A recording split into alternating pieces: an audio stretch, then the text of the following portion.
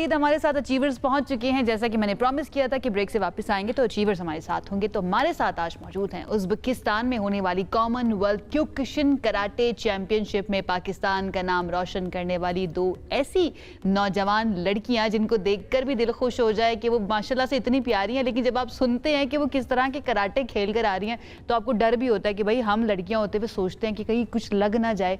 वो कहती हैं कोई मसला नहीं है, लग भी जाए ना तो वो रिकवर भी हो जाता है। तो हमारे साथ कौन मौजूद है? हमारे साथ मौजूद होंगी लाइबा रबनवाज, जो कि सिल्वर और गोल्ड दोनों कैटेगरीज में अपना कारनामा दिखा चुकी हैं और दोनों गोल्ड मेडल्स उन्होंने, एक गोल्ड और एक सिल्वर मेडल उन्होंने जीता है। लाइबा ने 55+ किलोग्राम कैटेगरी में शानदार कारकर्दगी का मुजाहरा किया है। गोल्ड और सिल्वर मेडल्स उन्होंने अपने नाम किया, जबकि ओपन वेट कैटेगरी में ईशा इरम ने गोल्ड मेडल हासिल किया है। ईशा ने, और इस इवेंट में फाइट और काता कैटेगरीज भी शामिल थी। अब ये मुख्तलिफ नाम सामने आ रहे हैं। काता कैटेगरी पाकिस्तान की तरफ से ना 5 हमारे एथलीट्स गए थे और इन 5 एथलीट्स ने 6 मेडल्स जो है ना वो हासिल किया। तो उनमें से 2 को तो हमने बुला लिया, उनको वेलकम करते हैं। अस्सलाम वालेकुम। कैसी हैं आप लाइबा? बिल्कुल ठीक है। ईशा आप कैसी हैं? वापसी कब हुई, कैसा एक्सपीरियंस रहा लाइबा? वापसी हमारी 27 दिसंबर को हुई थी और एक्सपीरियंस बहुत अच्छा था। वहाँ पे टूर्नामेंट के हवाले से भी, टूर्नामेंट में डिफरेंट फाइटर्स से मिले, डिफरेंट फाइटर्स की टेक्निक्स देखी। एक तो गेम में बहुत हेल्प आउट हुआ, उसके अलावा उज़्बेकिस्तान वैसे ही बहुत खूबसूरत कंट्री है, तो वो बहुत मज़ा आया। बहुत मज़ा आया मुझे आपको सुन के बड़ा मज़ा आ रहा है। ईशा का एक्सपीरियंस कैसा रहा, बताएं ज़रा। बिस्मिल्लाहिर्रहमानिर्रहीम। मैं बताना चाहूँगी उज़्बेकिस्तान मैं पहले भी जा चुकी हूँ, तो तब भी मेरा एक्सपीरियंस अच्छा था, अब भी बहुत अच्छा रहा अल्हम्दुलिल्लाह। तो जैसे नहीं कहते, मुझे इस बात पे बहुत खुशी थी कि वहाँ के लोग ना मदद करने को बहुत तैयार थे, तो इस हिसाब से मेरा दिल बहुत खुश हुआ। लेकिन जो कंपेटिटर्स होते हैं, जो सामने खड़े होते हैं, वो तो बिल्कुल भी मदद नहीं शायद ना मदद करे, लेकिन ओवरऑल जैसे नहीं कहते, अगर हम एक्टिवली कुछ खास कर भी ना रहे हो, वो चाहते हैं कि मदद करें। अच्छा, इस कंपटीशन की सबसे खास बात या सबसे अच्छी बात आप लोगों को क्या लगी? वैसे हम लोग जब पहले भी ईरान हम लोग एशियन चैम्पियनशिप खेलने गए थे, तो वहाँ पे ये होता है कि कंपटीशन में जितने भी फाइटर्स होते हैं वो आपको एज अ कंपटीशन ही देखते हैं। लेकिन इसमें डिफरेंट ये था कि जब हम लोग रिंग में, तब हम लोग राइवल्स हैं, फाइटर्स हैं, एक दूसरे के साथ कम्पीट करें, लेकिन रिंग के बाहर सब लोग बहुत फ्रेंडली हैं। वो जो सारी राइवलरी है वो रिंग में ही ख़त्म हो जाती थी। तो ये डिफरेंट चीज़, जो कि एक रूह होती है ना किसी भी खेल की, कि वो रिंग के अंदर ही मैदान में नजर आना चाहिए, उसकी स्पोर्ट्समैन स्पिरिट जो है ना वो नजर आ रही होती है। अच्छा ईशा, ये बताइए 100 से ज़्यादा एथलीट्स थे जिन्होंने इसके अंदर हिस्सा लिया, सबसे मुश्किल कौन सा एथलीट था जो राइवल आपको लगा कि जिससे मुश्किल आपको लग रहा था कि इससे जीतना थोड़ा सा ना प्रॉब्लमैटिक होगा, ये बहुत खतरनाक है? मैं कहूँगी सबसे मुश्किल टेक्निकल फाइटर होता है, क्योंकि उसका जैसे कंपेयर टू जो कहते हैं ना रॉ स्ट्रेंथ इस्तेमाल करो आप, फिर भी आप समझ जाओगे ना, अच्छा मैं इसका काउंटर कैसे करूं। जो टेक्निकल होता है ना, उसको काउंटर करना है क्या मुश्किल हो जाता है। टेक्निकल जो, और कौन सबसे ज़्यादा टेक्निकल था वहाँ पे उज़्बेकी यार टेक्निकल एक्चुअली। अच्छा, वहाँ की रीजनली, क्योंकि उनकी ना अपर किक जाती है बहुत। अच्छा, हमने कराटे का तो हमेशा सुना है, ये क्योकुशिन अगर मैं सही प्रोनाउंस कर रही हूँ, ये कराटे कौन से होते हैं, थोड़ा इसके बारे में बताएं आप में से कोई भी। क्योकुशिन कराटे स्पोर्ट्स कराटे से बिल्कुल डिफरेंट है। स्पोर्ट्स कराटे में फुल गियर यूज़ करते हैं, उनका चेस्ट गार्ड होता है, वो लोग लेग गार्ड्स यूज़ करते हैं, उन ग्लव्स यूज़ करते हैं।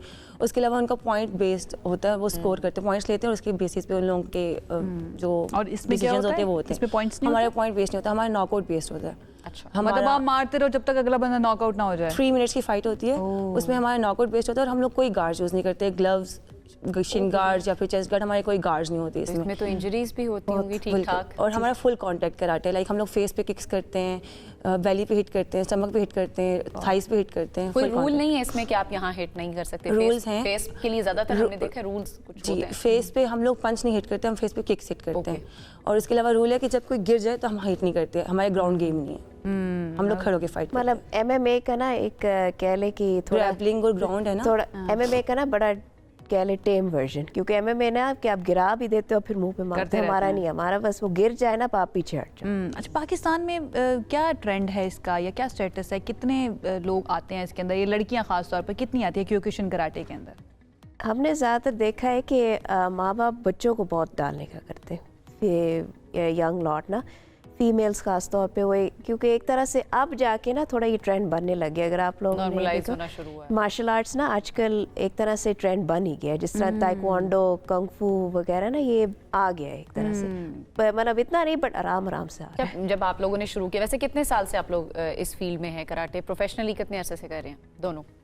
मुझे 4 years हो गए हैं एंड ईशा को ऑलमोस्ट 10 years। Almost 10 years। अच्छा, 10 साल पहले आपने पेरेंट्स को कैसे कन्विंस किया कि मुझे कराटे, क्योंकि लड़कियों, जिस तरह आपने खुद भी बात की है, उस वक्त तो बिल्कुल ही एक स्टीरियोटाइप था कि भाई खवातीन या लड़कियां नहीं कर सकती। एक्चुअली मुझे कन्विंस करने की ज़रूरत नहीं थी, उन्होंने मुझे किया। अच्छा। बिकॉज एक तो वैसे ही मेरी फैमिली ना स्पोर्ट्स ओरिएंटेड थी, तो उनको स्पोर्ट्स में लगाव था। बट उन दिनों में ये था ना कि हरासमेंट केसेस बहुत हो रहे थे, तो मेरी नानी और मेरी अम्मा ने ना कहीं ढूंढने की कोशिश की ना कि सेल्फ डिफेंस तो आनी चाहिए। ये मैं अगला सवाल ये करने वाली थी कि 10 साल हो गए हैं, 10 साल में चलो रिंग के अंदर तो बड़ा आपने नॉकआउट किया होगा, बाहर किसी को नॉकआउट किया, किसी ने तंग किया हो तो ऐसी की तैसी? अभी तक तो नहीं, बदकिस्मती। अच्छा, बदकिस्मती है, you are looking forward to it. Yes, हम लोग हमेशा सोचते हैं लाइक हमें बहुत सारे किस्से सुनने को मिलते हैं कि उसको किसी ने ऐसे कर दिया, उसको किसी ने ऐसे कर दिया, लेकिन हमारे साथ कुछ होता ही नहीं है। वो शुक्र डरते ही अदा इतना करें ज़्यादा है आप ना, लोग। वो एक औरा भी इस तरह का बन जाता है ना, सबको पता चल जाता है कि भाई इनसे जो है ना बिल्कुल भी इनको तंग करने की जरूरत नहीं। अच्छा, आपने कभी 4 सालों में किसी को किया? नहीं किया? मौका ही नहीं मिला। अच्छा, बहन भाइयों को किसी को किया? शुरू में मैं अपने बहनों को बहुत ज़्यादा, जो भी मैं मूव सीख के जाती थी ना, जब मैं न्यू थी तो मैं घर जाके अपनी बहनों पे ट्राई करती थी। फिर मेरे अब्बू ने बोला कि अगर तुमने ये शुरू रखा ना तो मैं तुम्हें छुड़वा दूंगा। अच्छा, वैसे घर वालों को ये टेंशन होती है कि बच्चियां हैं, कहीं मुंह पे या कहीं चोट ना लग जाए, निशान ना पड़ जाए, ये वाली टेंशन नहीं थी घर वालों को? नहीं, मुझे कई दफ़ा इंजरीज हुई हैं, मेरी नाक पे भी लग चुकी है और बॉडी पे भी कई दफ़ा लग चुकी है, तो अब उन लोगों को आदत हो गई है। कि ये बाज आने वाली नहीं है। और मेरे फादर खुद भी इसमें बहुत ज़्यादा है। मेरे जो चाचू हैं वो 40 years से सेम कराटे कर रहे हैं, तो इसलिए भी मेरे घर में वो है। आगे का क्या प्लान है लाइबा का? आगे का मेरा यही है कि अभी 2027 में वर्ल्ड चैंपियनशिप आ रही है, इसी को फॉलो करना? इंशाल्लाह मैंने वो जीतनी है, गोल्ड मेडल लाना है उसमें जापान से।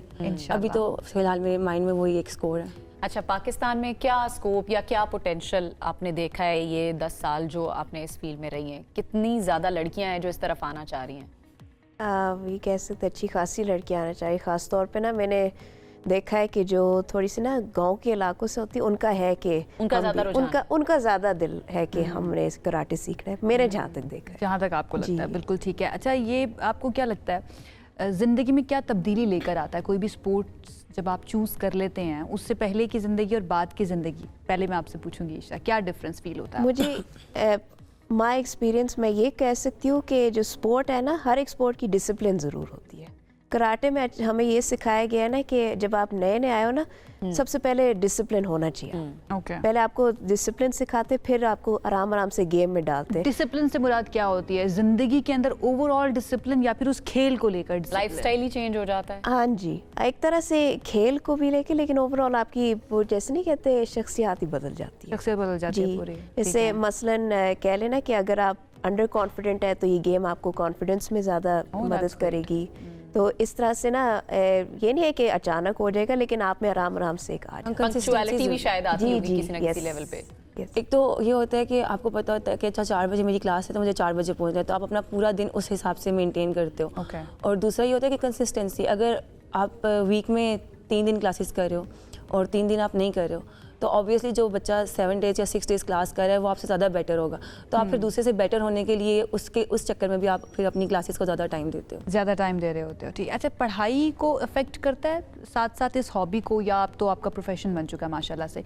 इस जब आप पढ़ रहे थे या अभी भी आप पढ़ रहे हो, I don't know about that, पढ़ रहे हो आप? नहीं, ये पढ़ी है। ये पढ़ रही हैं, तो इसको पढ़ाई को अफेक्ट करता है ये स्पोर्ट्स में इन रहना? मैंने जब शुरू किया था तब मैं बैचलर्स नया नया शुरू हुआ था, तो मैं मुझे सच में था कि मैं कैसे ये लेके जाऊंगी ना। महीना लग गया था समझने पे, फिर मैंने कहा नहीं, मुझे ये तो अच्छा लग रहा है, क्योंकि जैसे नहीं कहते जिस्म और दिमाग दोनों एक साथ चल रहे हैं। एग्जैक्टली। तो उस हिसाब से मैंने कहा चलो मेरा एडजस्ट हो गया। एडजस्ट हो यही गया। होता था जब मैंने शुरू किया था, तभी मैंने नया बैचलर्स में एडमिशन लिया था। और यूनिवर्सिटी में जब आप जाते हो तो वो आपका डिफरेंट ही, फिर पूरा जो आप कॉलेज में डिफरेंट रूटीन होती है, यूनिवर्सिटी में डिफरेंट रूटीन होती है। तो उस टाइम पे ये था कि मुझे उसके साथ मैनेज करना था। ये होता था कि एग्जाम से पहले मैं ऑफ कर लेती थी एग्जाम्स के दिनों में। टीचर सपोर्टिव होने चाहिए ना उसके लिए। तो एग्जाम्स के दिनों में मैं ऑफ कर लेती थी और फिर बाकी दिनों में मैं फुल गेम करती थी। फुल गेम करती थी, एग्जाम के दिनों में ऑफ कर लेती थी अपनी क्लासेस से, क्लासेस जो आपकी से, ये वाली जी, क्लासेस, ट्यूशन की ठीक है। अच्छा, स्पॉन्सर्स का मसला तो नहीं होता है? क्योंकि बहुत सारे एथलीट्स ऐसे भी आते हैं जो बड़ा अच्छा परफॉर्म करें अपनी अपनी फील्ड में, बट उनको होता है कि हमें स्पॉन्सर्स उस तरह से नहीं मिलते। आप लोगों के साथ ये चैलेंज तो नहीं होता? है हम लोग जितने भी अभी कितना फाइटर्स महंगा हैं, गेम है ये? बहुत महंगा। बहुत डाइट का खर्चा है, आपके गियर का खर्चा है, उसके अलावा आपके जो ट्रैवल है वो एक्सपेंस है।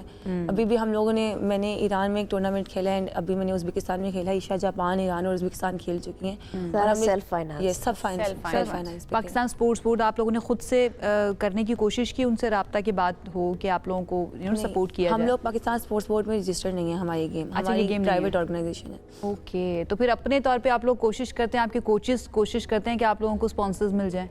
हम लोग ट्राई तो करते हैं बट हमें अभी तक कोई स्पॉन्सर नहीं मिला। ओके, चलें हम कोशिश करेंगे, हम खुद भी हमारे अपील प्लेटफॉर्म करें, के थ्रू। दरख्वास्त भी करें और रिक्वेस्ट भी करें कि भाई इतनी प्यारी प्यारी लड़कियां और इसके साथ साथ इतना ज़्यादा वो ज़बरदस्त पाकिस्तान का नाम रोशन कर रही हैं, तो इनको स्पॉन्सर कीजिए ताकि ये मज़ीद आगे बढ़कर आर के लिए भी एंड डेफिनेटली पाकिस्तान के लिए भी बहुत अच्छा खेल सकें और परफॉर्म कर सकें। All the very best for the Thank you so future. much. Thank you so much हमें ज्वाइन करने के लिए, बहुत अच्छा लगा मुझे आप दोनों से। Thank you. लेट्स होप कि जो देखने वाली लड़कियां हैं, जो देखने वाले बच्चे हैं, वो भी इंस्पिरेशन लें। और एक चीज मैं कहना चाहूंगी, हमें ब्रेक की तरफ जाना है, नहीं, हमें क्लोजिंग प्रोग्राम की को तरफ close जाना है, करना है। क्लोजिंग की तरफ जाना है। जाते जाते मैं ये कहना चाहूंगी अपने बच्चों को जब वो छोटे हो तो किसी एक स्पोर्ट्स में लाजमी रखिए, क्योंकि उनके अपने कॉन्फिडेंस के लिए भी बड़ा अच्छा होता है और उनके डिसिप्लिन के लिए भी बहुत अच्छा होता है। अब ये तो ना हमारे दिमागों के अंदर बैठ चुकी है, आप लोगों के दिमागों में भी बैठ जानी चाहिए आपके अपने बच्चों के लिए।